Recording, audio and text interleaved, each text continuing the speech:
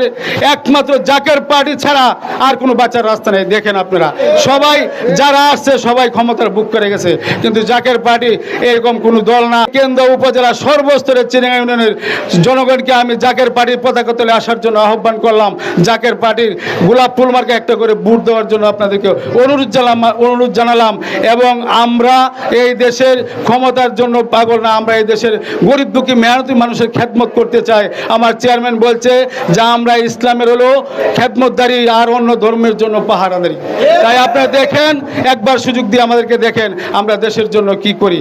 Hezbollah ইমাম জাকের পার্টির মহামান্য চেয়ারম্যান স্যার 29শে নভেম্বর রেসকোর্স ময়দান সুরহদ্দি উদ্যানে সারা বাংলাদেশ ব্যাপী এক মহাসম্মেলনে ডাক দিয়েছেন। আমি আপনাদেরকে উদাত্তভাবে এই দাওয়াতটুকু জানাইলাম। আপনারা 29শে নভেম্বর বাস কাফেলা করে যে যাবে পারেন সুরহদ্দি উদ্যানে এই রেসকোর্স ময়দানে এই জনসভায় আপনারা শরীক থাকবেন, এই বলে আমি আমার কথা